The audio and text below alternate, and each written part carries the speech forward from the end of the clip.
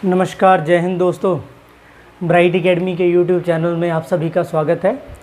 तो सबसे पहले आज जो हमारे साथी नए इस चैनल में जुड़े हैं उन सभी को मेरी तरफ से वंदे मातरम।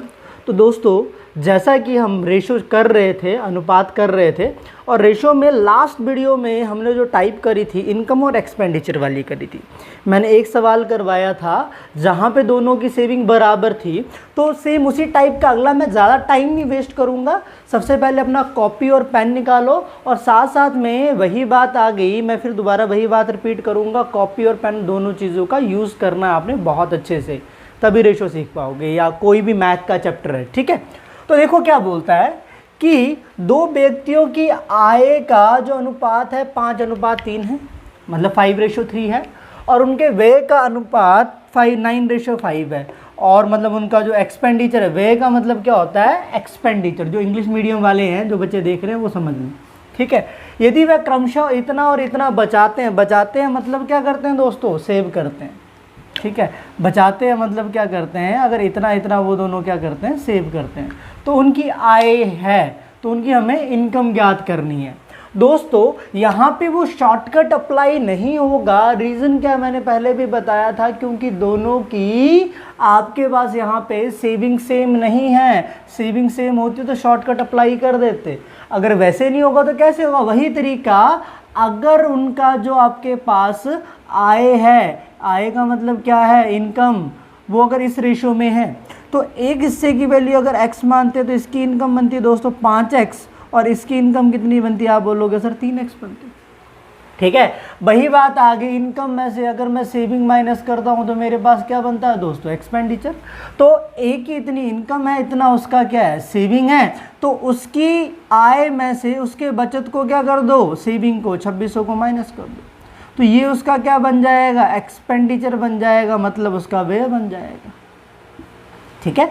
और इसकी इनकम में से इसकी सेविंग माइनस कर दो 1800 का, तो ये इसका क्या बन जाएगा, एक्सपेंडिचर बन जाएगा, मतलब क्या बन जाएगा, इसका व्यय बन जाएगा, ठीक है। ये आपके पास ए का एक्सपेंडिचर आ गया और ये दूसरे बंदे का एक्सपेंडिचर आ गया, जो भी दो बंदे। अब इसके एक्सपेंडिचर को इसके एक्सपेंडिचर से भाग दोगे तो दोनों के एक्सपेंडिचर की दोस्तों यहाँ पे क्या आ जाएगी, रेशो आ जाएगी ना। और जो रेशो है किसके बराबर की है हमें, वे की 9:5 के, मतलब 9:5 दी है, ठीक है। तो यहाँ से सॉल्व करके x की वैल्यू निकाल लीजिएगा। आपके पास x की जो भी वैल्यू आएगी दोस्तों यहाँ पे पुट कर दोगे, यहाँ पे पहले बंदे की इनकम आ जाएगी और यहाँ पे दूसरे की आ जाएगी। उसने फिलहाल तो दोनों बंदों की क्या पूछी है, इनकम पूछी है, ठीक है। तो बिल्कुल मिलता जुलता सवाल था, कुछ नहीं किया, बस इनकम में से सेविंग माइनस कर दी, इनकम में से सेविंग माइनस, उनके एक्सपेंडिचर की रेशो ले ली, इसके बराबर है, यहाँ से x निकाल के यहाँ पे डाल देना बच्चों, दोनों जगह दोनों की क्या आ जानी है, इनकम आ जानी, ठीक है। और यहाँ पे रखने के बाद आंसर जरूर आप लोग अपना कमेंट बॉक्स में लिखिएगा, ताकि मुझे पता चले जो बच्चे हैं कितने से बच्चे इस चीज़ में पार्टिसिपेट कर रहे हैं। देखो जितना आप लोग पार्टिसिपेट करोगे उतना ही वही बात आ गई, टीचर को मज़ा आएगा। टीचर को अगर मज़ा आ रहा है तो ऑटोमेटिकली वो एफर्ट और अपने 2 गुना लगाएगा, ठीक है जी। तो इस सवाल को नोट करिए, फिर अगला सवाल करवाता हूँ इनकम एक्सपेंडिचर। ये एक और सवाल है दोस्तों, बिल्कुल मिलता जुलता सवाल है जैसा भी करके आए हैं हम, ठीक है। कि क्या बोलता है, ए और बी के आय मतलब इनकम, इंग्लिश मीडियम वाले साथ साथ में देखो, अनुपात मतलब रेशो, इस रेशो में है। ए और बी क्रमशः 4000 और 5000, क्रमशः का मतलब होता है रिस्पेक्टिवली। यदि ए और बी का व्यय, ए का व्यय, जो व्यय का मतलब क्या हो गया, खर्चा, जो उसका एक्सपेंडिचर है, बोलता बी के एक्सपेंडिचर के इतने % के बराबर है, तो ए और बी का आय ज्ञात करें। तो ऐसा करो, मैं 30 सेकंड आप लोगों को इस सवाल को करने के लिए देता हूं, करके ज़रा एक बार आंसर को कमेंट बॉक्स में पक्का लिखिएगा, करके ज़रा कमेंट बॉक्स में आंसर लिखिए, ठीक है। सॉल्व करिए, सॉल्व करके कमेंट बॉक्स में आंसर लिखिए।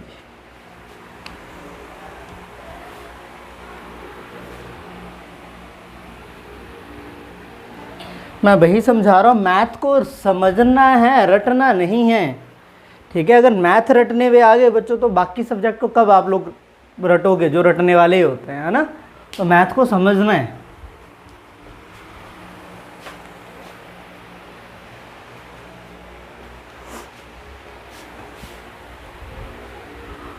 अब देखो यहाँ पे आपको हर चीज़ सेम लग रही होगी, लेकिन एक चीज़ का समझ नहीं आ रहा। आप बोलोगे सर ए का जो एक्सपेंडिचर है ना, जो वे है, बोलता है ए का जो एक्सपेंडिचर है बी के एक्सपेंडिचर मतलब उसका जो वे है, ठीक है, उसका 66:2/3% होता है। अब देखो 66:2/3% का जो मतलब होता है ना बच्चों, परसेंटेज में आप लोगों को जब अगला चैप्टर करवाऊंगा वहाँ पे समझाऊंगा फ्रैक्शनल वैल्यूज़, ठीक है। वैसे भी आप लोगों ने शायद पहले कभी पढ़ी होगी। तो इसको अगर मैं फ्रैक्शन से अगर नॉर्मल नंबर में कन्वर्ट करता हूं दोस्तों, तो उस केस में मुझे परसेंटेज को हटा के 100 लिखना पड़ता है। पर डायरेक्टली वैल्यू याद रखना है इसकी जो डायरेक्ट वैल्यू होती है वो कितनी होती है, 2/3। कितनी होती है, 2/3। 66:2/3% की डायरेक्ट वैल्यू क्या होती है, 2/3 होती है, ठीक है, 2/3 होती है। मतलब इसका जो एक्सपेंडिचर है, इसके एक्सपेंडिचर का 2/3 है, ठीक है। तो मतलब बी का एक्सपेंडिचर इस तरीके से मानो कि वो 3 से क्या हो जाए, भाग हो जाए। इस तरीके से लो ना, आसान करो काम को, टफ क्यों करना है कि उसको x मानोगे उसको 2/3x करो, आसान करो। तो उसको मैं ऐसा करता हूँ 3 मान लेता हूँ, जब मान नहीं है तो इसका जो एक्सपेंडिचर है उसके एक्सपेंडिचर का कितना है, 2/3 है जी, हाँ जी। तो यहाँ पे हम लोग देख रहे हैं कि इसका जो एक्सपेंडिचर है 2 रुपये के बराबर पड़ता है, तो इसका एक्सपेंडिचर कितने के बराबर होगा, 3। तो मतलब इनके एक्सपेंडिचर की रेशियो क्या होगी, 2:3 होगी, ठीक है। मतलब इस परसेंटेज की फ्रैक्शनल वैल्यू इतनी होती है, 2/3 होती है। इसका एक्सपेंडिचर 2/3 है इसके एक्सपेंडिचर का, तो इसका एक्सपेंडिचर ही ऐसे मान लिया जो 3 से क्या हो जाए, भाग हो जाए। तो इसको अगर 3 लेते, 3 का 2/3 किया तो कितना बना, 2 बना, ठीक है। अब बाकी सारा काम वही है कि इनकम जो है उनकी, इनकम जो है वो किस रेशो में है, ध्यान से देखो। इनकम बोलता 5:7 में। अगर ये 5x होगा दोस्तों तो ये कितना होगा, 7x। एक ही स्टेप में करो इसको, काम खत्म, ठीक है। इसकी इनकम में से इसकी सेविंग घटा दी, कितनी है सेविंग, 4,000। इसका एक्सपेंडिचर आ गया। इसकी इनकम में से इसकी सेविंग घटा दी, कितनी है जी, 5,000। इसका एक्सपेंडिचर आ गया और इनके एक्सपेंडिचर की रेशियो क्या आ गई, 2:3। बस काम खत्म, ठीक है। अब यहाँ से सॉल्व करके आप लोग किस चीज़ की वैल्यू निकाल लीजिए, x की वैल्यू। जैसे मान लो कर ही देता, मैं इसको कर ही देता हूँ, आप लोगों को बोलोगे सर ने पिछला भी नहीं सॉल्व करवाया। एटलीस्ट इतना खुद सॉल्व करना ही पड़ेगा। देखो ये 12,000 बन जाएगा जी, ठीक है। ये कितना बन जाएगा, 14x। इसको गुणा करोगे ये कितना बनेगा, 10,000, ठीक है। तो ये माइनस हो जाएगा, ये उस तरफ जाके प्लस। तो x की जो वैल्यू है बच्चों कितनी आ रही है, 2,000 आ रही है। अब x की वैल्यू यहाँ से 2,000 आ गई, तो हमें किसकी इनकम निकालनी है, तो हमें बोला गया है a और b दोनों की आय ज्ञात करो। यहाँ पे रखोगे तो 2,000 गुना 5 कितना बनेगा, 10,000 बनेगा। अगर यहाँ पे x की वैल्यू 2,000 रखते हो तो 7 गुना 2,000 कितना बनेगा, आप बोलोगे सर 14,000 बनेगा। तो ये इन दोनों की क्या आ गई, इनकम आ गई, ठीक है। तो ये आ गया मैक्सिमम टाइप जो मैंने इनकम और एक्सपेंडिचर के ऊपर रेशो में बनता है, इनकम और एक्सपेंडिचर वाले पार्ट में से आता है, ठीक है। एक आध सवाल और है जिस टाइप का एसएससी ने कई बार पूछा, रेलवे में बैंक ने भी पूछा, वो मैं करवा रहा हूँ इसके बाद। तो इसको फटाफट एक बार नोट कर लीजिए। और रही बात कि आप लोगों को समझ में आ रहा है, मज़ा आ रहा है, तो पक्का कमेंट बॉक्स में उसको टाइप करिएगा, यस सर मज़ा आ रहा है। और इस वीडियो को मैक्सिमम स्टडी रिलेटेड ग्रुप में फटाफट शेयर करो ताकि ज़्यादा से ज़्यादा बच्चे जुड़ सकें, ठीक है। तो यहां तक एक बार नोट कर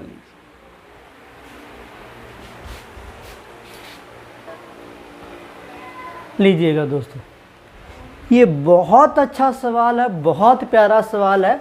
हर पेपर में कहीं ना कहीं घुमा फिरा के इस सवाल को पूछा गया है। तो आप लोगों ने अभी कुछ नहीं करना है, इस वाले सवाल को आप लोग ऐसा करो 40 सेकंड लो पूरे के पूरे, बैठो 40 सेकंड लेके ट्राई करो और जो भी आंसर आता है उसको कमेंट बॉक्स में लिखो। उसके बाद मैं समझाता हूँ, बहुत मज़ेदार सवाल है, करिएगा। क्या बोलता है समझा देता हूँ। ABC की आय, आय मतलब इनकम, ठीक है, इस अनुपात में है। और उनके खर्चों का, खर्च तो पता ही एक्सपेंडिचर, इस अनुपात में है, ठीक है।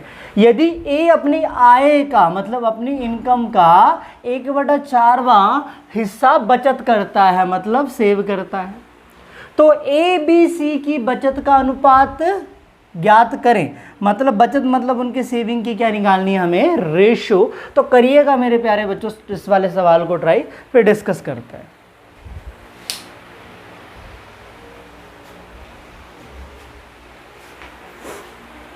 इस वाले सवाल को एक बार ट्राई करिए, फिर डिस्कस करते हैं।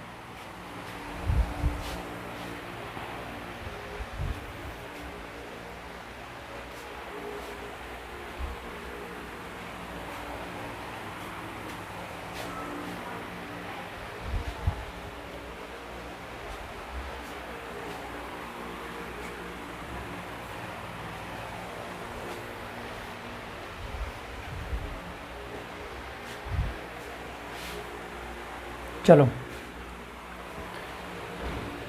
किसी बच्चे का अगर आंसर निकल गया तो कमेंट बॉक्स में टाइप करो ज़रा, आंसर निकाल के चाहे वीडियो पॉज करो, वीडियो पॉज करने के बाद कमेंट बॉक्स में टाइप करो ज़रा आंसर को क्या आता है। चलो, अब यहाँ पे देखिएगा ज़रा क्या बोलता है, समझा देता हूँ मैं। बोलता है ABC की आय मतलब इनकम, ध्यान से देखिएगा, ठीक है। उनका जो इनकम है ना वो 7:9 और 12 में, इस अनुपात में, इस रेशो में, ठीक है। और उनके खर्चे मतलब एक्सपेंडिचर किस रेशो में, आप बोलोगे सर 8:9:12 में, 15 में दिया है जी, ठीक है। यदि ए अपनी आय का 1/4 हिस्सा सेव करता है, मतलब ए की जो सेविंग है, सेविंग मतलब ए की जो बचत है वो क्या है दोस्तों, 1/4 है। किसका 1/4 है, उसकी आय का। आय का मतलब किसका, उसकी इनकम का, ठीक है। अब ध्यान से देखिएगा, यहाँ पे रेशो में ना तो दोस्तों एक हिस्से की वैल्यू हमें यहाँ पे पता है और ना ही एक हिस्से की वैल्यू यहाँ पे पता है। अगर मैं एक हिस्से की वैल्यू x मानता हूँ तो ऊपर इसकी इनकम कितनी बन जाएगी, a की, आप बोलोगे सर 7x। b की इनकम कितनी बन जाएगी जी 9x और c की 12x। अब यहाँ पे एक्सपेंडिचर की बात करते, अब देखो यहाँ पे और यहाँ पे एक हिस्से की वैल्यू अलग अलग है दोस्तों, तो सेम नहीं माननी है। तो यहाँ पे अगर x लिए, यहाँ पे y z जो मर्जी मानना है मान लो, चलो y ले लेते हैं, इसकी 8y, इसकी 9y दोस्तों, और इसकी कितनी बनी 15y बनी, ठीक है। ये इनकी क्या आ गई, इनकम, और ये इनका क्या आ गया जी दोस्तों, एक्सपेंडिचर आ गया, ठीक है। अब अगर मैं बात करता हूँ यहाँ पे हमें क्या बोला है कि ए की जो सेविंग है 1/4 है उसकी इनकम का।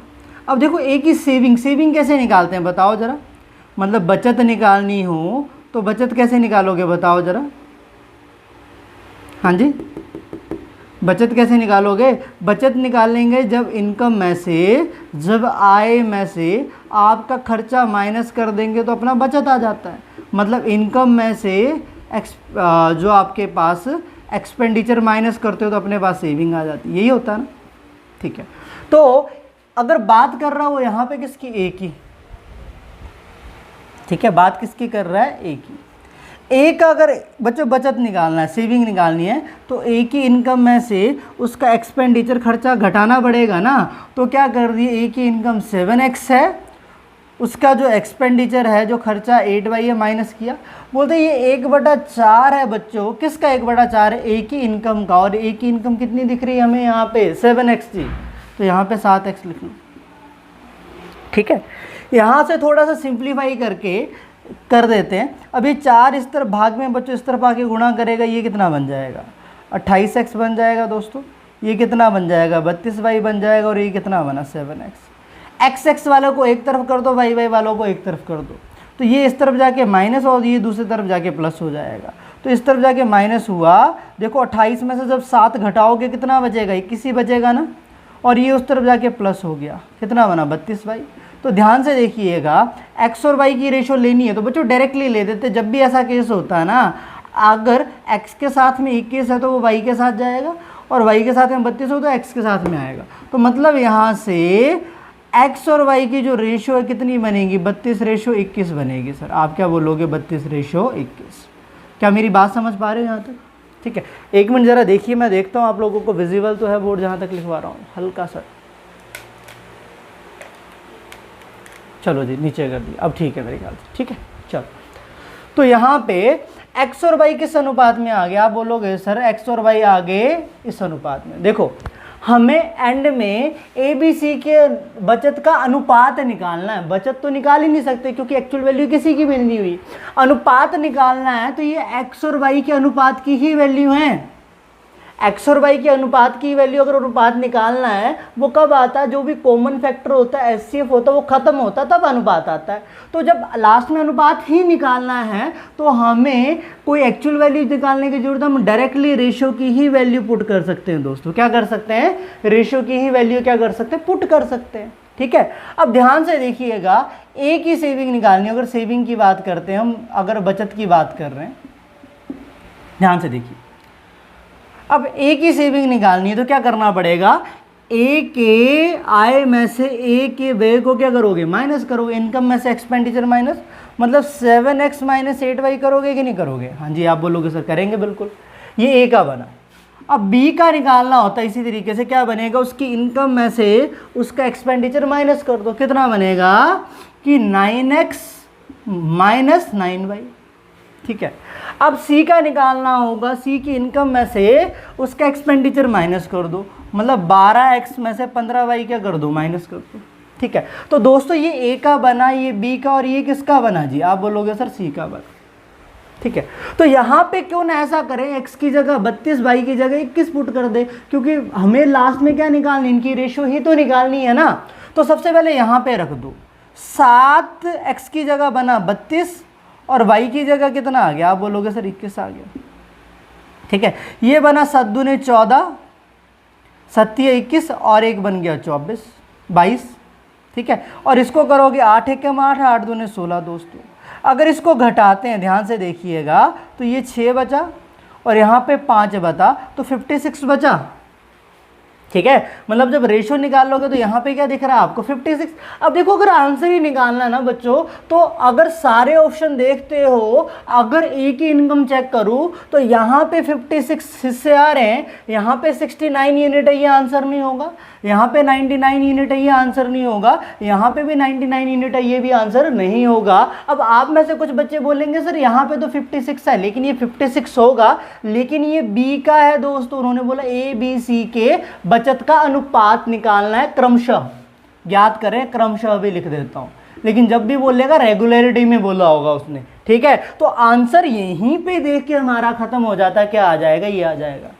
लेकिन जरूरी थोड़ी ना है कि एक दो बार एग्जामिनर ने ये आपके लिए एक मेहरबानी कर दी कि एक ही ऑप्शन में 56 दिया है तो ये भी 56 होता है, यहाँ पे ये 69 होता, फिर क्या करते, है ना। तो उस केस में क्या करना बच्चों, अब ए का तो 56 आ गया, अब इस सवाल के अकॉर्डिंग तो आंसर ये आ जाता है, लेकिन यहाँ पे नहीं खत्म होगा। इन केस ऑप्शन 2 या 3 ऐसे दे दे जहाँ पे ए का जो आपके पास बचत है उसके पास 56 आ रहे हो, तो बी का निकालना हो तो क्या करेंगे, ध्यान से देखिएगा। इन दोनों में क्या कॉमन आ रहा है? आप बोलोगे सर 9 कॉमन आ रहा, तो बाहर ले लो ना। ठीक है। और x और y कितना, x 32 है, y कितना 21, तो यहाँ पे कर दो 32 घटा दो 21, तो ये बन गया 9 गुणा 11। 9 गुणा 11 कितना बनेगा, 9 इंटू 11 कितना बनेगा? आप बोलोगे सर 99 बना ये तो। ठीक है। अब इसी तरीके से सी का निकालना होता तो यहाँ पे भी रख देते। इन दोनों से कुछ कॉमन आ रहा है क्या? कॉमन ले लोगे थोड़ा सा कैलकुलेशन छूटी जाएगी। 3 आ रहा है जी आपके पास, ये 4x बचा और ये कितना बचा जी, 5y बचा। ठीक है। अब ध्यान से देखो, यहाँ पे क्या कर दो, x की जगह कितना पुट कर दिया आपने 32 और y की जगह कितना पुट कर दिया 21 रख दिया जी। तो यहाँ पे ध्यान से देखिएगा क्या बन रहा है 3, और ये बन रहा है आपके पास 128, और ये कितना बन रहा है दोस्तों, घटाना है किसको, 105 को। ठीक है। घटा के ये टोटल कितना बनेगा? आप बोलोगे सर ये बना टोटल 128 में से 105 घटाते हो तो 23 आता है, तो इन दोनों को गुणा करके कितना आएगा 69। ठीक है। तो यहाँ से हमने ए का 56 पता चल गया, बी का 69, सी का 69, 99 और वो 69 सॉरी। तो आंसर ये डायरेक्टली दिख रहा है अपने पास, क्या आएगा, ए आएगा। चाहे अब सारे ऑप्शन ऐसे होते जहाँ पे ए 56 भी दिया होता ना, तो उस केस में भी आंसर आपके पास क्या आ जाता, ये आ जाता। ठीक है। इस वाला सवाल बहुत अच्छा, एक बार ध्यान से समझ लेना। दोबारा रिपीट करता हूँ, ये इनकी इनकम की रेशो गिवन थी, ये इनकी इनकम की, ये इनके एक्सपेंडिचर की रेशो गिवन थी। अगर एक हिस्से की वैल्यू x मानता, इनकम इनका बनता 7x, इसका इनकम बनता 9x और इनका कितना बनता 12x बनता 12x, और एक्सपेंडिचर ये 8y 9y 15y मान ली। यहाँ तक हमें कोई दिक्कत नहीं थी। उसने क्या बोला कि ए की जो बचत है, जो सेविंग है, वो 1/4 है उसकी आय की। आय मतलब उसकी इनकम का। अब सेविंग कैसे निकालोगे? सेविंग कैसे निकलता है सर? हमें पता है, जब आय में से खर्चा घटा देते हैं, जितना आया है उसमें से खर्चा घटा दे तो अपने पास क्या आ जाती है, बचत आ जाती है। तो हमने जब किया 7x में से 8y माइनस किया तो ये बोलता है 1/4 है किसका, 7x का। ठीक है। ये 4 इस तरफ जो भाग में इस तरफ जाके गुणा करेगा, जब 7x को 4 ने गुणा किया कितना बना 28x बना, जब 8y को 4 से गुणा किया कितना बना 32y बना, और ये वाली चीज़ उस तरफ जाके क्या हो जाती माइनस हो जाती, 28 में से 7 माइनस करते 21 बचता, और ये उस तरफ जाके प्लस हो जाती। तो x और y का जो अनुपात है कितना बन रहा है 32:21 बन रहा है। तो हम यहाँ पे क्या कर देंगे, अब हमें बचत की क्या निकालनी थी, रेशो निकालनी थी। तो ए का बचत निकालना है, बी का और सी का। तो बचत निकालना है तो इनकम में से एक्सपेंडिचर क्या कर दिया माइनस कर दी ए का, बी का भी इनकम में से एक्सपेंडिचर माइनस किया और सी का भी सेम कर दिया। और यहाँ पे हमने डायरेक्टली x की जगह 32 और y की जगह 21 पुट कर दिया। अब आप बोलोगे सर क्यों पुट किया डायरेक्टली रेशो, क्योंकि हमें लास्ट में जाके भी दोस्तों क्या निकालना है रेशो। अगर मैं कॉमन कोई वेरिएबल लेके भी चलूँ तो उसने अंत में जाके कैंसिल ही होना, आपस में कटना ही है उसने। अगर उसने कटना ही है तो उसको लेने की ज़रूरत नहीं है। तो यहाँ पे जब x की जगह 32, y की जगह 21 पहले में पुट किया तो अपने पास 56 आ रहा था। अकॉर्डिंग टू द ऑप्शन जो दिए थे स्टार्टिंग में, तो आंसर डायरेक्टली यहीं पे ए आ जाता, काम खत्म हो जाता। लेकिन मान लो कि आपके पास सारे ऑप्शन में ए का 56 दिया है, तो उस केस में हमने यहाँ पे भी पुट कर दिया, यहाँ पे भी पुट कर दिया। सॉल्व करके ये आया 99, सॉल्व करके यहाँ पे किया तो कितना आ गया 69। तो इनकी रेशो बन गई 56 रेशो 99 रेशो 69। तो क्या मेरी बात समझ पा रहे हो यहाँ तक?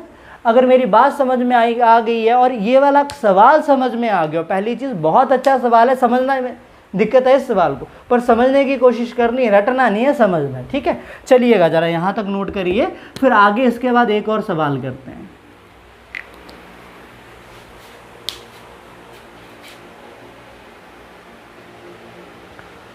देखिएगा जो इस सवाल को भी, ये भी उसी तरीके का सवाल है, बिल्कुल एज इट इज़, ये भी किसी पेपर में आया हुआ था।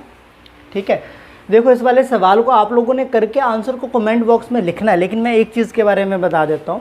देखो ये तो इनकी आय की रेशो गिवन है, ठीक है, इनकम की 4:5:7। ठीक है, तो ये 4x ले लो, ये 5x ले लो, ये 7x ले लो, चलो ठीक है। और इनका जो खर्चा है, एक्सपेंडिचर है, वो 7, 8 और 9 के अनुपात में खर्चा। ठीक है, तो बोलते यदि B अपनी आय का 12.5% हिस्सा बचत करता है। ध्यान से देखो, अब यहाँ पे A नहीं, पहले तो B बचत कर रहा है, इस चीज़ का ध्यान दो, और अपनी इनकम का 12.5% बचत कर रहा है, अपनी आय का 12.5%। अब देखो बच्चों, सबसे पहले 12.5% की भिन्न में जो वैल्यू होती है ना, वो कितनी होती है 8/8। तो मतलब एज बी जो है अपनी आय का, मतलब अपनी आय का 12.5% बचा रहा है, मतलब 1/8 बचा रहा है दोस्तों। ठीक है, तो यहाँ पे ध्यान से देखिएगा, अगर यहाँ पे एक्सपेंडिचर के एक हिस्से की वैल्यू 8/7 होता, मतलब एक हिस्से की वैल्यू y मानता ये 7y, ये 8y, और बच्चों ये कितना आ जाता आपके पास 9y आ जाता। ठीक है, अब हमें B का सेविंग दिया है, तो B के इनकम में से उसका एक्सपेंडिचर माइनस करो ना। तो ये A का था, ये B का और ये C का। B के इनकम कितना है 5x, 20 का एक्सपेंडिचर कितना है 8y। तो इनकम में से आप एक्सपेंडिचर क्या कर दो, माइनस कर दो। ठीक है, ये बोलता है 1/8 है, किसका 1/8 है, उसकी इनकम का। उसकी इनकम कितनी है दोस्तों, आप बोलोगे सर 5x है, तो यहाँ से गुणा कर दो ना। तो 8 से इसको गुणा करो, कितना बनेगा 40x, ये कितना बनेगा 64y, और ये कितना बन जाएगा 5x ही आ जाएगा दोस्तों। ये इस तरफ जाके क्या हो जाएगा जमा, ये बन जाएगा 45x, और ये कितना बन जाएगा 64y। ठीक है, तो x और y का अनुपात ले लो दोस्तों, कितना बनेगा, आप बोलोगे सर 64:45 बन रहा है। ठीक है, कितना बन रहा है 45 नहीं बनेगा, ये माइनस हो गया 35। ठीक है, कितना बना 64:35। तो आपने कुछ नहीं करना है, अब A की सेविंग लेनी है, B की सेविंग लेनी है, C की, मतलब इन सभी का क्या लेना है आप लोगों ने, बचत लेना है। ठीक है, तो ये काम करो, आप लोग अगर इसको आसान करना चाहते हैं सिर्फ पहले ए का निकाल के देखो, क्योंकि यहाँ पे ए का किसी का भी रेशो जो है वो सेम नहीं है। जब ए का अकेले का निकाल लोगे ना, वहीं से आंसर का पता चल जाएगा। ठीक है, बस यहाँ तक समझने वाली चीज़ थी, बाकी आप लोग कर लोगे बिल्कुल डिट्टो पिछले क्वेश्चन की तरह है। अच्छा, सॉल्व करके आप लोग मुझे ऐसा करना ना, इस वाले का आंसर कमेंट बॉक्स में लिखना, इनमें से क्या आएगा। ठीक है, ये वाली चीज़ क्लियर होगी मेरे ख्याल से। बिल्कुल सेम डिटो क्वेश्चन है, बस उसने 12.5% सेविंग बोल दी, अब ए की जगह बी की बात कर ली। ठीक है, चलिएगा जरा इस वाले सवाल को नोट करो और इसको आंसर निकाल के कमेंट बॉक्स में लिखो। अब इस वाले सवाल पे ज़्यादा टाइम दे के कोई फ़ायदा नहीं, तो अगला सवाल करते हैं। ठीक है, करो ज़रा यहाँ तक नोट। लीजिएगा दोस्तों, एक और सवाल है, बिल्कुल आसान सवाल है। पिछला थोड़ा सा था दिमाग हिलाने वाला हल्का सा, तो मैंने सोचा कि अगला सवाल बिल्कुल आसान दूँ आप लोगों को। इस वाले सवाल को करिएगा। क्या बोलता है कि 730 रुपये को ABC में इस तरीके से डिवाइड किया जाता है कि A को 3 रुपये मिलते हैं, तो B को 4 रुपये मिलते हैं और C को कितने रुपए मिलते हैं? 3 रुपये। तो B का भाग C से कितना ज़्यादा होगा? मतलब किसी अमाउंट को ABC में इस तरीके से डिवाइड कर रहे हैं कि A को 3 रुपये मिलेंगे, तो B को 4 और C को 3 रुपये। तो बताओ B का भाग C से कितना ज़्यादा? तो करिएगा ज़रा ट्राई एक बार करके 10 सेकंड के अंदर आंसर ज़रा कमेंट बॉक्स में लिखो। ठीक है, आसान सवाल है, ज़्यादा टाइम नहीं लगाएंगे इसमें। करिएगा ज़रा 10 सेकंड के अंदर आंसर निकाल के ज़रा एक बार कमेंट बॉक्स में लिखिएगा। ठीक है, निकालो ज़रा आंसर।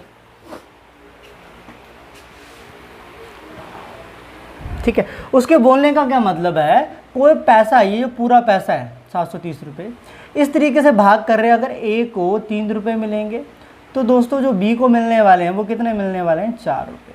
और जो C को मिलने वाले हैं वो कितने मिलने वाले हैं? 3 रुपये। मतलब इस तरीके से पैसा डिवाइड हो रहा है कि A को अगर 3 रुपये आता, तो उसको 3 नहीं आ रहे, आ तो ज़्यादा रहे हैं, लेकिन उसके बोलने का मतलब है इस तरीके से दे रहे हैं पैसा। अगर A के पास 3 रुपये आता तो B के पास 4 रुपये आ रहे हैं, C के पास कितने आ रहे हैं? 3। मान लो मैंने सिक्के उछाले, 3 बंदे पड़े हैं, तो इस तरीके से पैसा उनके, मान लो जो भी उन्होंने बर्तन पकड़ा उसमें जा रहा है कि एक को 3 रुपये गिरते तो एक को 4, अगले को कितने गिरेंगे? 3। जिस रेशो में ये वाला पैसा बच्चों उनमें भाग होगा ना, उसी रेशो में पूरे का पूरा अमाउंट क्या होएगा? भाग होगा। मतलब जिस रेशो में ये वाला पैसा उनमें भाग होगा, उसी रेशो में पूरे का पूरा जो अमाउंट है वो क्या होगा? भाग होगा। तो हमें पता है निकालना है कि B का भाग C के भाग से कितना अधिक होगा। तो सबसे पहले ये देखिएगा B का भाग C के भाग से कितना अधिक है। आप बोलोगे सर एक हिस्सा अधिक है। ठीक है, एक हिस्सा अधिक आ तो रहा है दोस्तों, लेकिन कितने में से आ रहा है? टोटल कितने हिस्से हैं? आप बोलोगे सर 10 में से। ठीक है, अगर B के पास C से एक हिस्सा ज़्यादा है, आप बोलोगे सर कितने में से एक हिस्सा ज़्यादा? टोटल 10 में से बच्चों। अब एक हिस्सा 10 में से ज़्यादा तो है, लेकिन किसका एक हिस्सा 10 में से ज़्यादा है जी? आप बोलोगे सर 730 का। ठीक है, तो यहाँ से 0 से 0 गया तो अपने पास कितना आ गया? क्या पता चल गया कि B के पास C से 73 रुपये ज़्यादा आ रहे हैं दोस्तों। कितने रुपये ज़्यादा आ रहे हैं? 73 रुपये। ठीक है, अब आप बोलोगे सर हमने दूसरे तरीके से क्यों नहीं किया? तो वैसे भी कर लेते, उसमें ये होता टोटल 10 हिस्सों की वैल्यू 730 है, एक हिस्से की वैल्यू आ जाती 73, तो इन दोनों में डिफरेंस एक हिस्से का है, 73 से गुणा कर दो 73 आ गए। वैसे कर लो। ठीक है, तो बिल्कुल आसान सवाल था। इस वाले सवाल पे और ज़्यादा टाइम नहीं वेस्ट करेंगे। अब अगले सवाल की तरफ चलते हैं मेरे दोस्तों। ठीक है, लीजिएगा दोस्तों, ये एक और अगला सवाल है। ये भी बहुत ज़्यादा टफ नहीं, आसान सवाल है, लेकिन कई ऐसे बच्चे जिनका बेसिक अच्छा नहीं है, उनको कई बार सवाल समझ में नहीं आता इस टाइप का। जब भी पेपर में आता तो एक टाइप का सवाल समझा देता हूँ। ठीक है, देखो क्या बोलता है, 940 रुपये को A तथा B में इस प्रकार विभाजित, मतलब बांटा जाता है, डिवाइड किया जाता है कि A को भाग का 5वां हिस्सा, जो A के भाग का 5वां हिस्सा, तथा B के भाग का 8वें हिस्से का अनुपात ये है। तो A का भाग ज्ञात करें, मतलब A का जो शेयर है उसका 5th पार्ट तथा B के शेयर का 8th part, they are in the ratio 3:4, then A का शेयर ज्ञात करना है। ठीक है, तो ध्यान से देखिएगा, पहली चीज़ क्या बोल रहा है कि A के 5वां हिस्सा, A को जितना मिल रहा है, मान लो A को कितना मिल रहा है ये नहीं पता, लेकिन उसका 5वां हिस्सा, जितना भी A को मिल रहा है उसका 5वां हिस्सा, मतलब 5वें हिस्से का मतलब होता है 1/5। अब B के हिस्से का 8वां हिस्सा, 8वें का जो मतलब हो तो बच्चों वो होता है 1/8। मतलब A को कितना मिल रहा है, ध्यान से समझिएगा, उसका 1/5, और B को जितना मिल रहा है उसका 8th पार्ट, मतलब 1/8। और ये दोनों किस अनुपात में, आप बोलोगे सर 3:4 में। अब ये जो नीचे डिवाइड में है ना, ऊपर जाके मल्टीप्लाई करेगा तो यहाँ पे क्या चीज़ बन जाएगी, 8/5 A/B किसके बराबर है जी, 3/4। ठीक है, अब ध्यान से देखिएगा, जो इस तरफ भाग में इस तरफ जाके क्या जाएगा, गुणा करेगा, और ये इस तरफ जाके डिवाइड में, तो A और B का जो अनुपात है दोस्तों कितना आ जाएगा, आप बोलोगे 15:32 आ जाएगा। ठीक है, मतलब A और B किस रेशो में, 15:32। ठीक है, अब हमें पता टोटल अमाउंट जो उन दोनों को मिल रहा है 940 है, हमें A का शेयर ज्ञात करना है। तो ध्यान से देखिएगा कि टोटल कितने हिस्से बन रहे हैं रेशो में, आप बोलोगे सर 47 यूनिट्स बन रहे हैं, और इस 47 यूनिट की एक्चुअल में जो वैल्यू, आप बोलोगे सर कितना दिया है, 940 दिया है। अगर 47 यूनिट की वैल्यू 940 है तो एक हिस्से की वैल्यू कितनी आ जाएगी, 20 आ जाएगी ना। अगर हमें A का शेयर निकालना है तो A के पास दोस्तों कितने हिस्से हैं, आप बोलोगे सर 15 हिस्से। अगर एक हिस्से की जो वैल्यू अगर 20 के बराबर है तो 15 हिस्से की वैल्यू किसके बराबर आ जाएगी, 300 के बराबर आ जाएगी ना। ठीक है, अगर B का पूछा होता तो इसको गुणा कर देते, तो इसको B से गुणा करते तो कितना आ जाता, 660 आ जाता। क्या मेरी बात समझ पा रहे हो जी? समझने वाली बात बस इतनी सी थी। फिफ्थ का मतलब होता 1/5 ऑफ ए के फिफ्थ पार्ट मतलब उसका 1/5, बी का 8th पार्ट मतलब उसका 1/8। ये किस अनुपात में, 3:4 में। ठीक है, ये ऊपर जाके गुणा करेगा तो ये बना, और ये इस तरफ जाके भाग में गया, ये इस तरफ जाके गुणा में गया, तो ये 15:32 बना। और इस रेशो में हमने इस 940 को क्या कर दिया, भाग दे दिया। क्या मेरी बात समझ पा रहे हो जी? हाँ जी, क्लियर है? चलिएगा, अगर यहाँ तक आपको बात क्लियर है मेरी, तो एक बार इस वाले सवाल को नोट करिए, फिर अगले सवाल की तरफ चलते हैं। अभी तक मेरे ख्याल से चौथा लेक्चर है बच्चों, तो एक एक करके धीरे धीरे लेवल उठेगा, टेंशन ना लो। अभी अच्छे वाले सवाल करेंगे, बस एक बार आपका एक बार लेवल बनना है, क्योंकि जीरो से करोगे ना तो आगे चीज़ें समझ में आएंगी। मैं एकदम से अच्छे वाले सवाल करवा तो देता, लेकिन बात वही है, वो समझ ही ना आए उस चीज़ का कोई फ़ायदा नहीं। आप लोगों को बस देखने में मज़ा आए, उस चीज़ का कोई फ़ायदा नहीं है। एक एक करके बेस बनाओ ताकि जब उस चैप्टर को करो तो कोई दिक्कत ना आए। ठीक है, इस वाले सवाल को नोट करिएगा।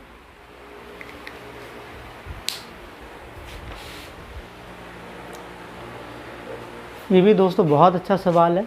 इस तरीके के सवाल को वो कई तरीके से घुमा घुमा के पूछता है, वो मैं बताता हूँ। पहले इस सवाल को देखिएगा कि यदि एक कारखाने में मतलब किसी फैक्ट्री में मजदूरों की संख्या में कटौती इस रेशो में हो रही है, मतलब पहले अगर 15 मजदूर काम करते तो कितने मजदूर काम करेंगे, 11। ठीक है, और उनकी मजदूरी का मतलब उनकी जो अर्निंग है, डेली वेजेस है, मजदूरी का मतलब क्या बोल सकते हो यहाँ पे, जो उनकी वेजेस हैं वो किस रेशो में कम हो रही है, 22:25 में बढ़ रही है। मतलब अगर पहले 22 रुपये मिलते थे काम करने के लिए, तो अब कितने रुपये मिलेंगे, 25। बाद में बढ़ाई जाए तो उनकी कुल घटी हुई मजदूरी का अनुपात ज्ञात करें। तो हमें ये बोलना है, निकालना है कि जो पहले मजदूरी वो देते थे, अब जो अब टोटल मजदूरी देते हैं उसमें किस अनुपात में क्या हुआ है, डिक्रीज। मतलब अनुपात ज्ञात करना है हमें पहले और अब की मजदूरी का। ठीक है, पहले और अभी की मजदूरी का क्या करना है, अनुपात ज्ञात करना। ध्यान से देखिएगा, इस वाले सवाल को समझाता हूँ। अब देखो, पहले मजदूरों की संख्या, ठीक है, अगर संख्या की बात करें, संख्या किस अनुपात में है जी, 15:11 में। ठीक है, अब जो मजदूरी है पर डे, जो मजदूरी है पहले 22:25 में बढ़ रही है। मतलब पहले मजदूरी अगर 22 थी तो अब कितनी है, 25। तो हमें पहले की और अभी घटने के बाद जो टोटल मजदूरी बन रही है उसका अनुपात निकालना। ध्यान से देखिएगा, समझना जरा। अब यहाँ पे रेशो दिया है, उनके बोलने का मतलब क्या, अगर पहले 15 बंदे काम करते तो अब कितने बंदे काम करेंगे, 11। ठीक है, पहले अगर एक बंदा 22 रुपये कमाता तो अब एक बंदा कितने रुपए कमाएगा, 25 रुपये। ठीक है, ध्यान से समझिएगा, मेरी बात सुनना। अगर एक बंदा 22 रुपये कमाता, टोटल 15 बंदे कितने रुपए कमाएंगे, आप क्या कर दोगे, एक बंदे की कमाई को टोटल बंदों से क्या कर दोगे, गुणा कर दोगे। जब 15 से इसको गुणा करोगे आपका निकलेगा जी 330 निकलेगा। निकलेगा कि निकलेगा? जब 15 से एक बंदा अगर 22 रुपये कमाता तो 15 बंदे कितने कमाएंगे, 15 गुणा 22, इतना बना। ठीक है, अब यहाँ पे देखो, एक बंदा अगर 25 रुपये कमाता है तो 11 बंदे कितने रुपए कमाएंगे, इस 25 को 11 से गुणा कर दोगे तो कितना बनेगा, 275 बनेगा कि नहीं बनेगा, आप बोलोगे सर बनेगा। ठीक है, अगर एक बंदा आपके पास यहाँ पे 25 रुपये कमाता तो 11 बंदे कितने कमाएंगे, 11 को इससे गुणा कर दोगे तो कितना बन जाएगा, 275। अब ये पहले की टोटल मजदूरी थी, अब ये अभी की टोटल मजदूरी है, इनका अनुपात निकालना है। ठीक है, अगर इनका अनुपात निकालना चाहो तो ये दोनों 11 के टेबल में जाते हुए दिख रहे हैं, 11 से इसको भाग कर देते तो ये पहले तो बनता 30, 11 से इसको भाग कर देते ये बन जाता 25। अब फिर ये 5 के टेबल पे जाते हैं, पहाड़े पे जाते हैं, भाग करोगे 6 बना और ये कितना बना 5। तो उनका जो आपके पास किस अनुपात में डिक्रीज़ हो रहा है, पहले 6 अनुपात बनते अगर मजदूरी के, तो अब कितने बनेंगे 5, तो बना 6 गुना रेशो 5। ठीक है, पहले अगर मजदूरी के टोटल मजदूरी के उन्हें 6 रुपये देने पड़ते तो अब कितने रुपये देने पड़ते हैं, 5 रुपये देने पड़ते। क्या मेरी बात समझ पा रहे हो। इसी सवाल को कई बार ये बोल देता है कि बताओ कि कितना % मजदूरी कम हो रही है। इसी सवाल को कई बार क्या बोल देता, कितना % मजदूरी क्या हो रही है, कम हो रही है, डिक्रीज हो रही है जी, घट रही है। ठीक है, तो बात वही आ जाती, कई बार आया इस टाइप का सवाल। हम सबसे पहले इन दोनों में अंतर देख लेते हैं। अंतर कितने का बनता, आप बोलोगे सर 55 का अंतर बना। अब देखो घटी हुई की % निकालनी तो उसको कहाँ रखते हैं दोस्तों, हम ऊपर रखते हैं। कोई भी चीज़ जब घटती है तो किससे घटती है, बड़ी वाली वैल्यू में से घटती है। तो कितनी है बड़ी वाली वैल्यू, 330 है सर, वो कहाँ आ जाएगा नीचे, और गुणा किससे कर दोगे, 100 से कर दोगे। इसको सॉल्व कर लेना। ठीक है, तो यहाँ से जो भी % निकलेगी वो % होगी जिस रेशो में उनकी जो मजदूरी है, जो बेजिस है, जिस % में बेजिस जो हो रही है वो क्या हो रही है, डिक्रीज हो रही है। ठीक है, लेकिन इस वाले सवाल में रेशो पूछा गया था, लेकिन कई बार पेपर में जब आया हुआ तो वहाँ पे पूछा गया कि किस रेशो में उनकी बेजिस क्या हो, किस % में बेजिस में कितने % का डिक्रीज आ रहा है, या फिर हो सकता है इंक्रीज आ रहा हो। तो ये पूछ सकता है कि बेजिस में कितने % का क्या आ रहा है जी, इंक्रीज आ रहा है। तो मेरे ख्याल से यहाँ तक ये वाला सवाल समझ में आ गया होगा कि इस अनुपात में उनकी संख्या थी, इस अनुपात में उनकी मजदूरी है। अगर एक बंदा 22 रुपये कमाता, 15 बंदे इतने कमाएंगे, गुणा कर दिया। एक बंदा 25 कमाता, 11 बंदे इतने कमाएंगे, हमने देख लिया, रेशो निकाल लिया, आंसर ये। ठीक है, तो इस वाले सवाल को एक बार नोट करिए, फिर अगले सवाल की तरफ चलते हैं जी। इस वाले सवाल को एक बार नोट करिए।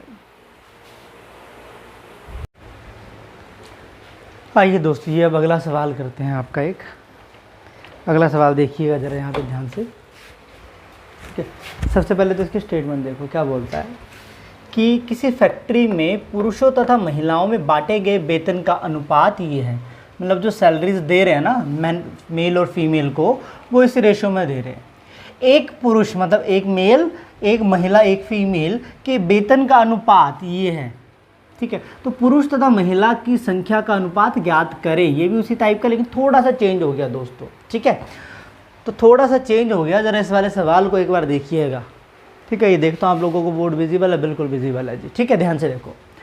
अब पहली चीज़ उसने क्या बोला है कि आपके पास यहाँ पे कि महिलाओं, पुरुषों और महिलाओं में, पुरुषों, ठीक है, पुरुष मतलब मेल और फीमेल में जो सैलरी दी जा रही है वो किस रेशो में है, 6:7 में है। ठीक है, ये सभी को दी जा रही है। मान लो 10 मेल थे, 10 मेल को 6 रुपये अगर सैलरी मिल रही है, तो अगर जितनी फीमेल है उनको 7 रुपये मिल रही है। मतलब ये सैलरीज का अनुपात है जब टोटल दिया जा रहा है। अब अगर सिंगल मेल, एक मेल और एक फीमेल की बात करें, ठीक है, एक मेल और एक फीमेल की सैलरी की बात करें, वो आपके पास किस रेशो में, आप बोलोगे सर 2:3 में दिया हुआ है। ठीक है, अब देखो इसको करने का एक तो ये तरीका, मुझे नहीं पता टोटल मेल और फीमेल की सैलरी का एक हिस्से की वैल्यू कितनी है।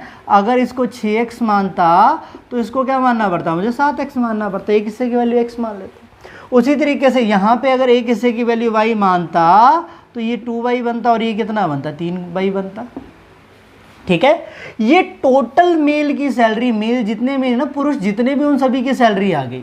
और ये सभी फीमेल की सैलरी, जितनी भी महिलाएं उनकी क्या आ गई, सैलरी आ गई। बात समझो जरा। और यहाँ पे सिंगल सिंगल की, मान लो आपके किसी ऑफिस में जितनी भी फीमेल हैं, जितनी भी फीमेल हैं, फीमेल की टोटल सैलरी 400 है। एक समझाने के लिए लिख रहा हूँ, 400 है। और बोलता है एक फीमेल की जो सैलरी है वो आपके पास है 50 रुपये। तो कितनी फीमेल होंगी, ध्यान से देखो, अगर पूरी सैलरी फीमेल की 400 बनती है और एक महिला अगर 50 रुपये कमाती है तो कितनी फीमेल्स होंगे? तो आप क्या करोगे सर, हम क्या कर देंगे, टोटल जितनी भी सैलरी है ना उसको एक की सैलरी से भाग दे देंगे। मतलब 400 को 50 से भाग दे दोगे तो 8 आ जाएगा। ठीक है, मतलब अगर मुझे यहाँ से ये पता चल गया कि अपने पास जो महिलाएं हैं, टोटल कितनी महिलाएं हैं जी आपके पास, आप बोलोगे सर 8 महिलाएं। मतलब अगर मुझे संख्या निकालनी है तो मैं क्या करूंगा, टोटल सैलरी को एक बंदे की सैलरी से क्या दे दूंगा, भाग कर दूंगा। यहाँ पे मेल की ये टोटल सैलरी है, टोटल एक बंदे की सैलरी कितनी, इतनी, तो मैं क्या कर दूंगा, टोटल सैलरी को एक बंदे की सैलरी से भाग कर दूंगा। ठीक है, उसी तरीके से टोटल फीमेल की सैलरी को एक फीमेल की सैलरी से क्या दे देंगे, भाग दे देंगे। और इनकी सैलरी की क्या निकालनी, इनके नंबर्स की क्या निकालनी है, रेशो, मतलब जो इनकी संख्या है, मतलब टोटल सैलरी को एक बंदे की सैलरी से डिवाइड किए पता चल जाएगा कितने मेल है। टोटल सैलरी को एक वुमेन की फीमेल की सैलरी से डिवाइड किया तो क्या आ जाएगा, यहाँ से भी ये पता चल जाएगा कितनी फीमेल है, और यहाँ से इन दोनों की क्या आ जाएगी, रेशो। तो अल्टीमेटली x से x ने कैंसिल होना, y से y ने कैंसिल होना है, 2 से इसको भाग देते तो कितना बनेगा, 3। जब एलसीएम लोगे तो क्या बनेगा, 9:7 बन जाएगा। ठीक है, तो यहाँ पे ध्यान से समझिएगा, समझने वाली चीज़ इतनी है कि टोटल जो सैलरी है मेल की, उसको अगर एक बंदे की सैलरी से डिवाइड कर दूंगा तो मेरे पास आ जाएंगे नंबर ऑफ मेल्स। टोटल जो सैलरी है फीमेल की, उसको एक फीमेल की सैलरी से भाग दे देंगे तो अपने पास क्या आ जाएगी बच्चों, यहाँ पे नंबर ऑफ फीमेल्स। ठीक है, तो यहाँ पे नंबर ऑफ मेल में यहाँ पे नंबर ऑफ क्या आ गई, फीमेल। ये तो हो गया बच्चों एक्स के तरीके से अगर जाते हैं, लेकिन हमें एक्स के तरीके से जाना ही है, ये सिर्फ समझाने के लिए आप लोगों को मैंने बताया है। आपने इस तरीके के सवाल में सीधे करना है, सीधे रेशो में ही कर दो, एक्स में जाने की जरूरत ही नहीं है।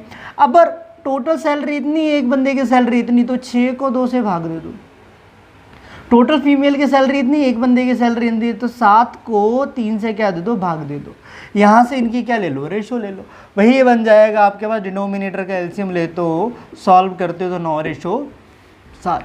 बट आपको इतना पता होना चाहिए कि अगर मुझे संख्या निकालनी है तो मैं टोटल सैलरी को आपके पास एक बंदे की सैलरी के भाग दे दूंगा। ठीक है, तो इतनी सी कहानी थी जी। अब अगला सवाल की तरफ चलते हैं, इस वाले सवाल को एक बार नोट कर लीजिए जी।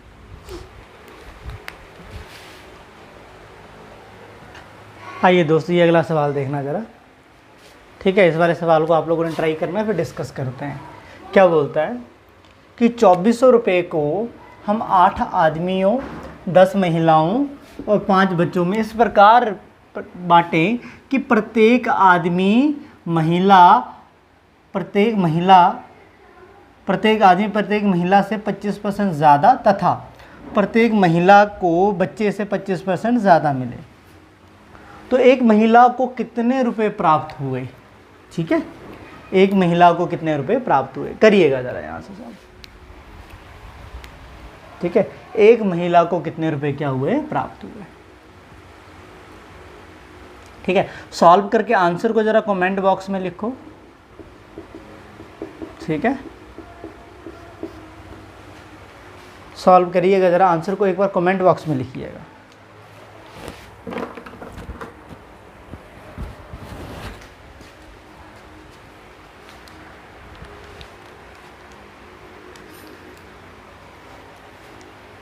देखिएगा, सबसे पहली चीज़ हमें ये बोलता है कि आदमी मतलब मैन आ गया, ये आपके पास मतलब वुमेन आ गया, महिलाएं, और ये क्या आ गया आपके पास, चिल्ड्रन आ गया एक तरीके। ठीक है, मैन ले लेते हैं, एम ले लेते हैं आदमी को, और 10 महिलाएं, वुमेन और चिल्ड्रन। ठीक है, ध्यान से बोलता है कि जो मैन के पास टोटल जो आपके पास प्रत्येक पैसे को इस प्रकार बांटा जाता है कि एक मैन के पास एक महिला से 25% ज़्यादा है, मतलब इसके पास इससे 25% क्या है, ज़्यादा।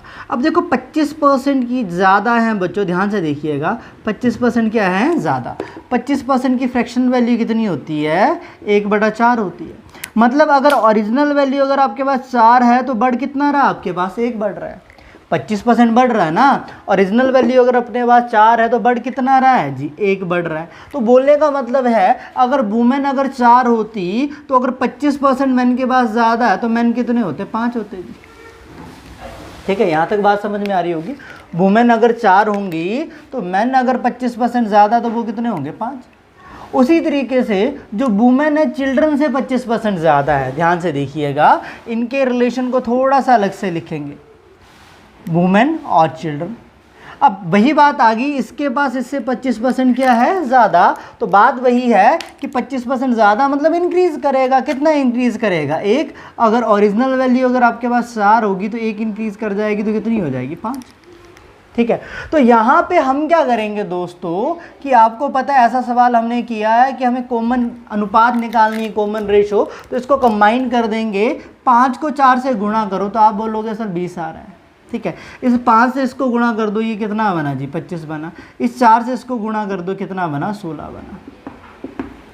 ठीक है, लेकिन ये किस किस की आई है, एक महिला, एक मैन, एक वुमेन और एक बच्चे की आई है, ये वाली जो रेशो है। लेकिन हमें पता आदमी कितने हैं 8।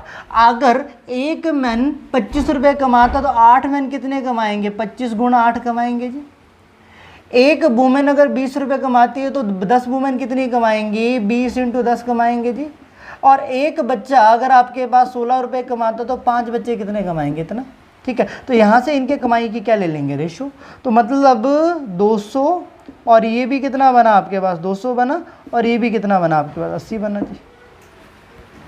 ठीक है, ये 200 और ये कितना आ गया 80 आ गया। तो टोटल करें यहाँ पे कमाई का, ठीक है, तो आप बोलोगे सर 480 यूनिट बन रहे हैं। और 480 यूनिट की कमाई की एक्चुअल वैल्यू कितनी है जी, आप बोलोगे सर कितनी गिवन है 2400। अगर 480 यूनिट 2400 के बराबर है तो 1 यूनिट किसके बराबर बनेगा, 2400 को 480 से जब भाग दोगे ना तो कितना बनेगा 5। ठीक है, अगर 1 यूनिट की वैल्यू 5 है, अब हमें लेना देना किससे, किसके बारे में उसने पूछा है जी, उसने पूछा है सिर्फ महिला के बारे में। उसने यहाँ पे जो पूछा है ओनली किसके बारे में पूछा है जी, वुमेन के बारे में पूछा है जी। ठीक है, तो मैं ऐसा करता हूँ वुमेन की पहले जितनी वुमेन है ना, कितनी वुमेन है 10 वुमेन की टोटल कमाई निकाल लेता हूँ पहले। अगर एक हिस्से की वैल्यू 5 है और वुमेन की कमाई के कितने हिस्से हैं 200, तो 200 हिस्से की वैल्यू कितने बनेगी 200 गुणा 5, तो गुणा करके कितना बनेगा आपके पास 1000 बनेगा जी। गुणा करके कितना बन जाएगा 1000। तो 1000 ही क्या बनी 10 वुमेन की टोटल कमाई। 1000 क्या बनी 10 वुमेन की टोटल कमाई। अगर हमें एक वुमेन की कमाई निकालनी तो टोटल कमाई को टोटल 10 वुमेन में भाग दे देंगे। जब टोटल कमाई को 10 वुमेन में भाग दोगे ना तो भाग देने के बाद कितना बच रहा है अपने पास, आप बोलोगे सर 100 बन रहे हैं। ठीक है, दोबारा से समझिएगा इस वाली चीज़ को यहाँ से कि मैन के पास वुमेन से 25% ज़्यादा कमाई, एक मैन की एक वुमेन से, मतलब 25% ज़्यादा मतलब इंक्रीज हो रहा है। अगर 25% की फ्रैक्शनल वैल्यू हमें पता है 1/4 होती है। ठीक है, अगर ये ओरिजिनल वैल्यू होगी मतलब इसमें 1 का इंक्रीज आ रहा है। ओरिजिनली अगर वुमेन 4 है, 1 अगर बढ़ रहा है तो इसमें 1 जब ऐड करोगे तो मैन के पास कितनी कमाई हो जाएगी 5 यूनिट। उसी तरीके से वुमेन के पास चिल्ड्रन से 25% ज़्यादा है। अगर वुमेन के पास कमाई 4 होती, 25% 1 बढ़ता तो मैन के बच्चों के पास अगर 4 होती तो वुमेन के पास कितनी आ जाती 5। अब मुझे इन दोनों को क्या करना है यहाँ पे कंबाइंड करना था। तो 4 गुणा 5 कितना बनेगा, आप बोलोगे सर 20 बना। तो इसको इससे गुणा किया, इसको इससे गुणा किया, तो ये आपके पास एक आपके पास आदमी, ठीक है, महिला और कौन है साथ में बच्चों की, सिंगल की क्या आ गई रेशो, एक आदमी एक महिला एक बच्चा। ठीक है, लेकिन हमें पता है यहाँ पे आदमी कितने हैं जी 8 आदमी हैं। एक आदमी 25 कमाता तो 8 आदमी कितने कमाएगा 25 × 8। ठीक है, वुमेन 10 थी, एक वुमेन अगर 20 कमाती है 10 वुमेन कितनी कमाएंगी 20 × 10। अगर एक आपके पास बच्चा 16 रुपये कमाता तो 5 कितने कमाएंगे 16 × 50 5। तो ये बन गई यहाँ पे आपके पास मैन वुमेन और चिल्ड्रन की कमाई की रेशो। अब एक्चुअली हमें पता टोटल पैसे कितने डिवाइड कर रहे हैं 2400, तो टोटल 480 हिस्सों की एक्चुअल वैल्यू इतनी, एक हिस्से की वैल्यू कितनी बनी 5 बनी। तो इसको जब आप लोगों ने 5 को अगर हमें वुमेन का निकालना है तो हमने सोचा पहले 10 वुमेन की टोटल कमाई निकाल लेते हैं। तो हमने क्या कर दिया 200 को 5 से गुणा करके 1000 बन गया। अगर मुझे एक हिस्से की वैल्यू निकालनी, एक वुमेन की निकालनी है तो मैं टोटल कमाई को टोटल वुमेन में भाग दे दूंगा, तो कितना बना 100 बना। ठीक है, तो यहाँ तक कहानी मेरे ख्याल से आप लोगों को समझ में आ गई होगी। ठीक है, अगर यहाँ तक बात समझ में आ गई तो नोट करिएगा, फिर आगे चलते हैं।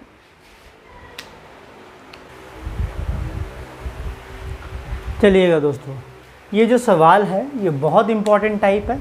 इस टाइप का देखो छोटे मोटे पेपर में हर जगह आपको सवाल देखने को मिल जाता है, ठीक है, जहाँ पे पैसे हमें डिवाइड करने होते हैं। इस तरीके से बोलता है क्या 225 रुपये की एक धनराशि है जो कि हम 1 रुपये 50 पैसे तथा 25 पैसों के सिक्कों के रूप में हैं।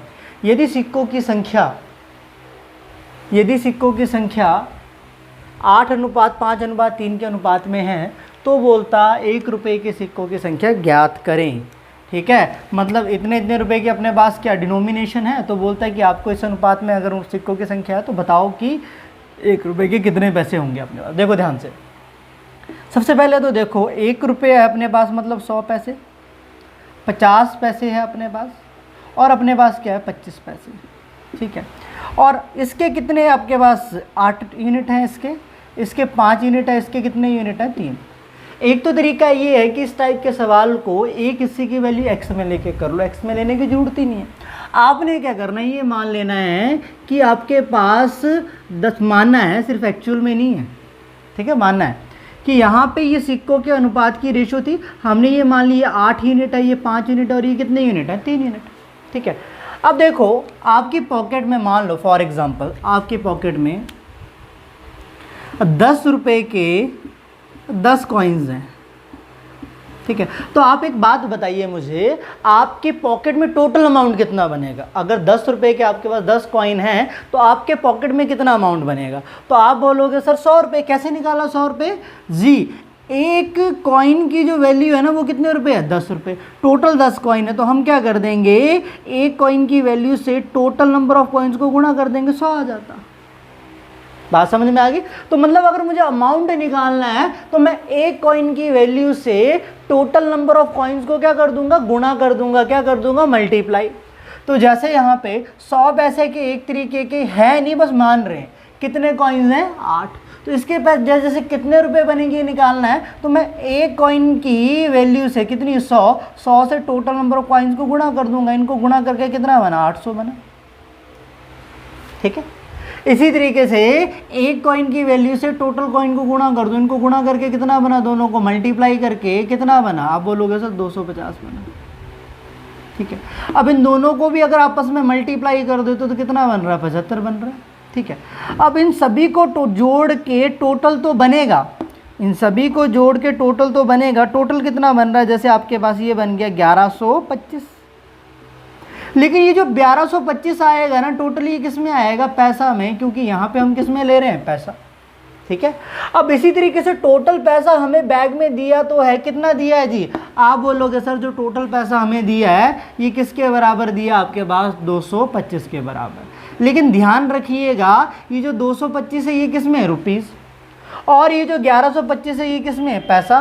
तो हमें क्या करना है, जो रुपीज़ है रुपीज़ को किस में कन्वर्ट करना है, पैसा में। यूनिट्स क्या होनी चाहिए सेम, मतलब 1125 यूनिट की जो वैल्यू है वो किसके बराबर है, इसको अगर पैसा में कन्वर्ट करना है 100 से क्या कर दो, गुणा कर दो, ठीक है। 1125 से इसको क्या कर देंगे डिवाइड, देखो 2250 है ना, तो 1125 से जब डिवाइड कर दोगे तो ये कितना बन जाएगा आपके पास 20 बन जाएगा।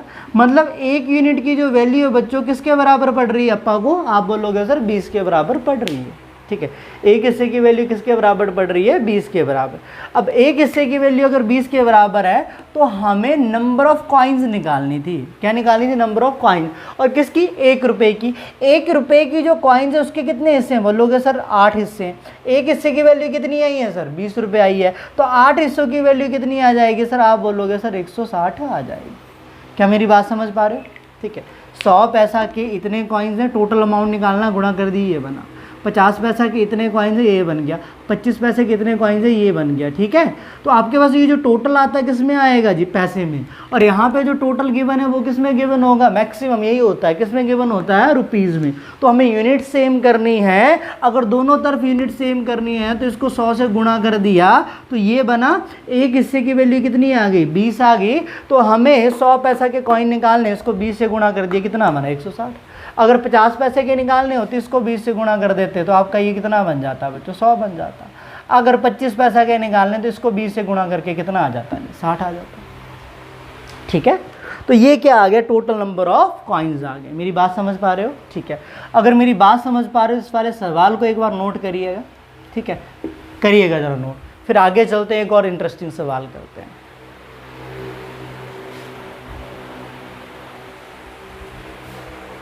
दोस्तों अगला जो सवाल है इसी टाइप के ऊपर मैं अगले लेक्चर में लेके आऊँगा, ठीक है। तो आज का मेरे ख्याल से जो टाइम का ड्यूरेशन है 1 आवर के अराउंड हो चुका है। तो हम क्या करेंगे, किसी भी वीडियो को स्ट्रेच नहीं करेंगे, यही रखेंगे 45 से 60 मिनट के बीच में, ताकि आपको उतना सा देखने में आसानी हो, ठीक है। और अगर आपको कोई डाउट लगता है तो कमेंट बॉक्स में पक्का टाइप करके पूछना, ठीक है।